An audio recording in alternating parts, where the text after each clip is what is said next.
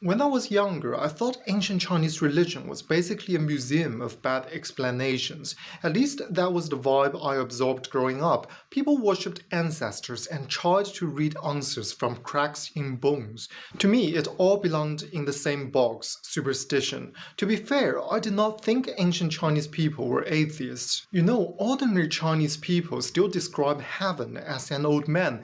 Indeed, as in the West, heaven was depicted as an old man with a beard. The exact beard depended on which portrait painting you were looking at.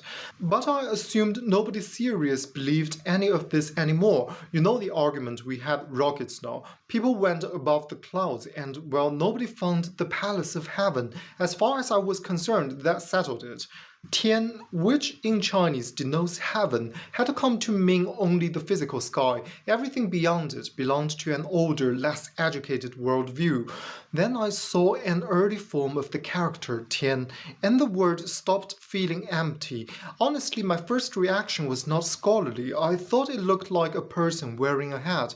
A very serious hat, apparently. But no, that is not quite the point. Some early forms of Tian depict a human figure with a hat strongly emphasized, as you can see here. Obviously, one character cannot prove an entire theology. The ancient form of Tian does not secretly contain the Nicene Creed.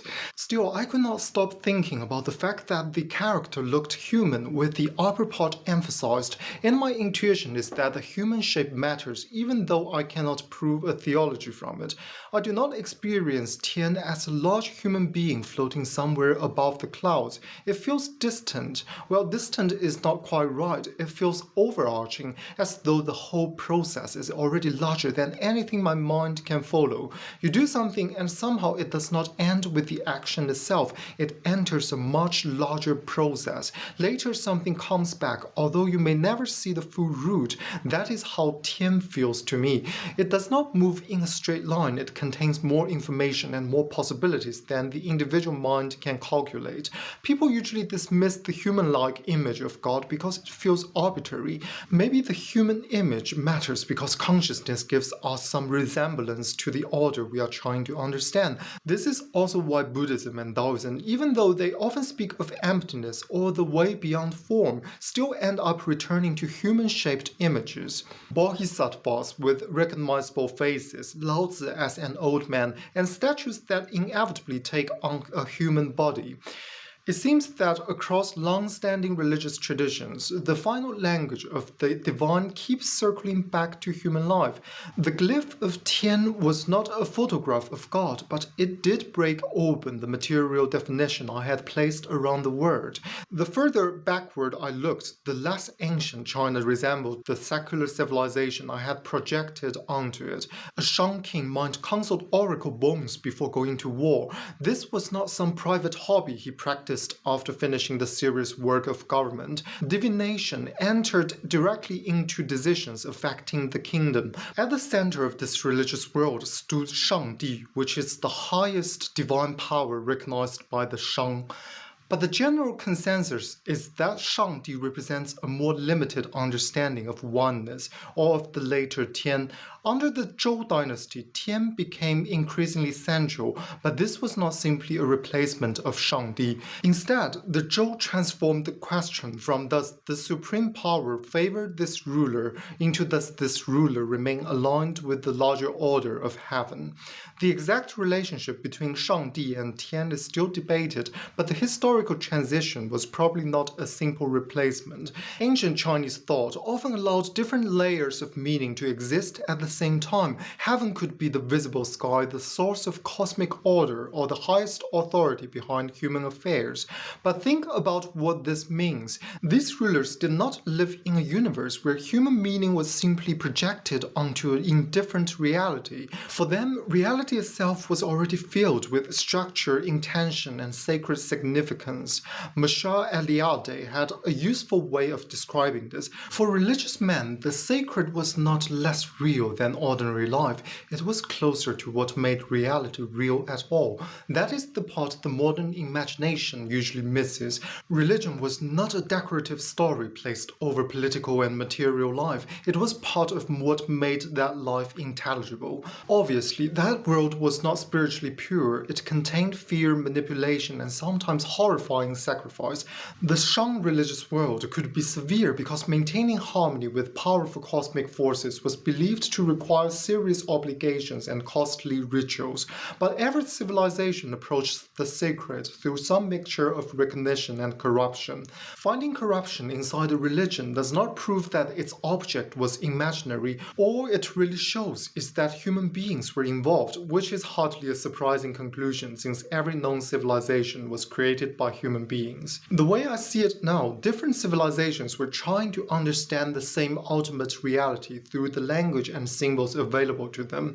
At first, I might have said they created different gods. No, that is too simple. A model of God is not God himself. Some traditions, for example Christianity, Taoism, Buddhism, and so on, offer particularly clear articulations of that source. But even those revelations reach us through human language and a long history of interpretation. I'm not saying that all religions are equally true. It is a bit like phone operating systems. Some of them just are not compatible with each other. There are still differences. If two groups only partially understand God, that does not automatically mean they are referring to separate ultimate realities. They might still be pointing to the same God, just imperfectly. My intuition is that the Shang experienced divine power in a more immediate and sometimes harsher way. The relationship could become transactional, offer the right sacrifice and hope the divine power responds. Tian, especially under the Zhou, appears more overarching. Heaven becomes closely connected with moral order and with the ruler's right to remain a ruler. Maybe Shangdi and Tian were not two completely different divine realities. Maybe they were two historical ways of participating in and disclosing the same God, each unfolding with its own partial clarity and its own forms of distortion as it developed over time. And this is where I go beyond what one character or one historical argument can prove. Some believe that ultimate reality is what Christianity calls God. What seems much less developed in ancient Chinese religion is the Christian understanding of God's intimate love and grace. Ancient China could understand authority, order, consequence, and judgment. The forgiving and deeply personal dimension of God was not emphasized in the same way. Buddhism may have helped Chinese civilization develop a stronger language of mercy and compassion, although that is a much larger question. I'm saying that if one God created China, then Chinese people were never living outside his reality while waiting for Europeans to invent the noun. Confucius becomes especially interesting here because modern people often present him as the polite administrator who cleaned religion out of Chinese life, but he did not behave as though heaven were a metaphor. When his life was threatened, he said, "Heaven produced the virtue that is in me, Huang Tui. What can he do to me?"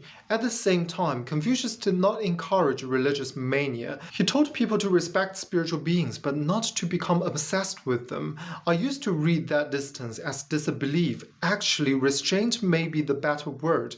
Confucius inherited a world full of sacrifice and divination, where people could be cruel and barbaric in their actions with little sense of benevolence. So perhaps his answer was not to abolish heaven. Perhaps he wanted to stop people from using heaven as permission to become spiritually insane.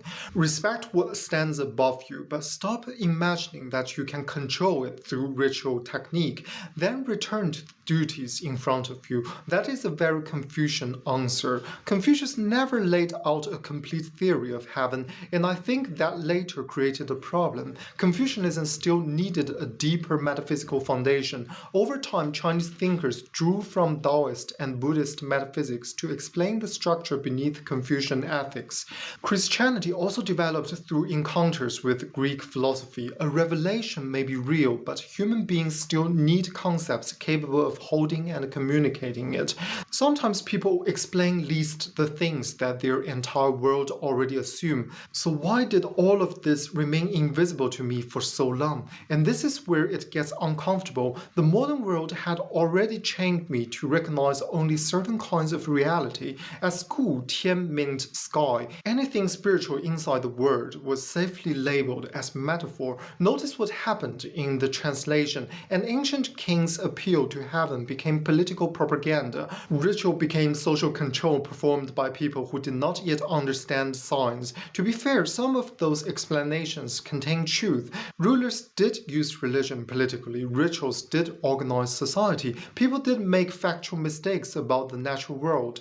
The problem begins when this also served a political function quietly becomes, therefore, nothing divine could have been present. And this is where I became suspicious of the modern translation. It was not only explaining the ancient world, it had already decided what kinds of reality were allowed to exist there. A rocket travels through the atmosphere and finds no heavenly palace, so apparently heaven has been disapproved. That would be like opening a body, not finding justice next to the liver, and deciding that morality was imaginary. We notice the category mistake immediately until God becomes the subject. And school was not the only thing training me. Everyday economic life was doing it too. I'm not saying markets created atheism or that money is evil. I mean that markets naturally reward what can be measured and exchanged quickly. When a civilization repeats that pattern for long enough, perception starts adapting to it. You can see this in ordinary life. A warehouse is obviously real because it has a price. A worker's spiritual exhaustion becomes officially real only when it starts affecting productivity. Heaven begins to look vague because it refuses to appear on a quarterly report. Then people announce that they have become rational, but what we call rationality may simply be a way of seeing that is very convenient for the market. Ancient people were wrong about plenty, but at least they did not assume that reality ended wherever human measurement ended. We developed instruments capable of seeing distant galaxies and trained ourselves to recognize less of existence, which is, educated silliness on a civilizational scale. Honestly, I begin with a word that I thought meant weather. I returned to it and found that it connected human life below with a divine order above. That does not make every ancient belief correct, but it is enough to destroy the easy story that China began in stupidity and became intelligence only when heaven turned into empty space. Ancient Chinese rulers looked upward and feared an order that could judge them. Today, we mostly look upward and see useful airspace for satellites. Please subscribe and tell me which Chinese word became smaller when modern people translated it. I do not think the ancient character made me believe in God. It showed me how thoroughly modernity had trained me not to recognize him.